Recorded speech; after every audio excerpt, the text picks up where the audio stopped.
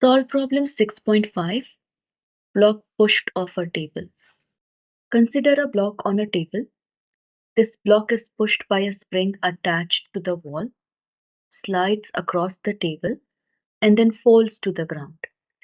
The block has a mass m equals 1.35 kilogram. The spring constant is K equals 560 Newton per meter, and the spring is initially compressed by 0.110 meter. The block slides a distance d equals 0.65 meter across the table of height h equals 0.750 meter. The coefficient of kinetic friction between the block and the table is mu k equals 0.160. What speed will the block have when it lands on the floor? So here in this question, you have a block of mass m equals 1.35 kilogram, which is attached to a spring that has a spring constant K equals 560 Newton per meter. The spring is initially compressed by a distance of x equals 0.110 meter from its equilibrium position. And when released, the block slides across the table a distance d equals 0.65 meter. The coefficient of kinetic friction between the table and the block is mu k, which is equal to 0.160, and the height of the table is h, which is 0.750 meter. We need to find with what speed v will the block land on the floor as it glides off the table and falls off the edge. So let us first sketch all the forces acting on the block when it is at this position here. The first force is the force due to gravity Fg acting vertically down. And then you have the normal force N perpendicular to the surface.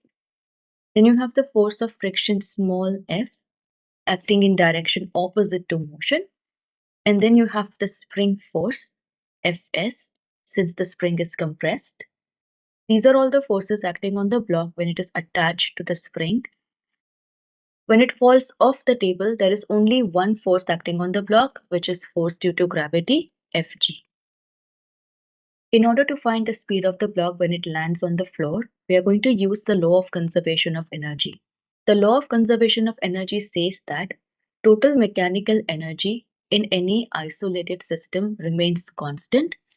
That means if I take 2 points in motion, let this be point 1 and the bottom be point 2. Total mechanical energy E1 at point 1 has to be equal to the total mechanical energy E2 at point 2. Now, if we do not involve frictional forces, total mechanical energy can be written as sum of its kinetic energy plus potential energy, and same thing we write for E2, kinetic plus potential.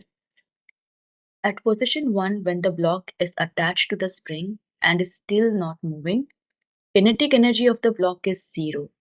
So I can write K1 to be equal to 0. Now there are two kinds of potential energy present here. One is the gravitational potential energy because the block is raised at a height h, which we write as Ug. And the next one is the potential energy of the spring since the spring is compressed, which we write as Us. That will be equal to, at position 2, the kinetic energy is K2, and there is no potential energy here as the block is not raised at any height. The height h is 0, and there is no spring present on the ground. So we write this as 0. So we get Ug plus Us equals K2. So this is the relationship between energies at point 1 and 2 when we do not include the force of friction. What this basically means is, if there is no force of friction, the total potential energy at the top has been converted to kinetic energy at the bottom. But if there is friction between the table and the block, not all of this potential energy is converted to kinetic. A part of this potential energy is used to overcome the force of friction, and then whatever is left is converted to kinetic energy. So we will rewrite this expression to include the friction forces. So for non-conservative force, Ug plus Us plus the energy that will be utilized to overcome the force of friction, that will be equal to the work done by the force of friction, equals K2. Work done by the force of friction is generally negative, so you can either substitute the negative sign here or include it when you are writing the value for work done. Now we can find work done by friction by taking a product of force of friction times the distance. The negative sign here indicates that friction force and the displacement of the block are in opposite direction. Force of friction can be written as mu times N. The normal force from the free body diagram we know is equal to Fg. That will be equal to mg. So we rewrite this as work done by the force of friction to be equal to negative mu k mg d. So let's substitute the values of all of these energies here. Gravitational potential energy can be calculated by using mgh. Spring potential energy is half kx squared. Work done by the force of friction is negative mu k mg d. That is equal to kinetic energy at the bottom, so half mv squared. We need to find the final speed v. So I will substitute values here and then rearrange everything to solve for v. So we can write m is 1.35, g is 9.81, height of the table is 0.750.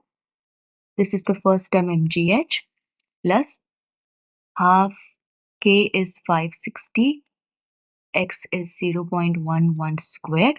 This is the second term half kx squared minus uk is 0.160, m is 1.35, g is 9.81 and d is 0.65. This is the third term work done by the force of friction and this is equal to half m is 1.35 v squared. So first we will calculate all the terms on the left hand side and all the terms on the right hand side. Then we will rearrange to solve for v. When you calculate these terms, you get the term on the left hand side to be equal to 11.9 and on the right hand side it is equal to 0.675 v squared.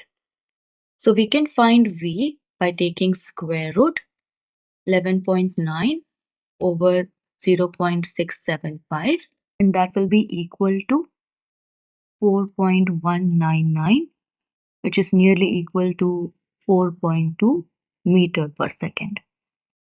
So this is the speed of the block as it lands on the floor.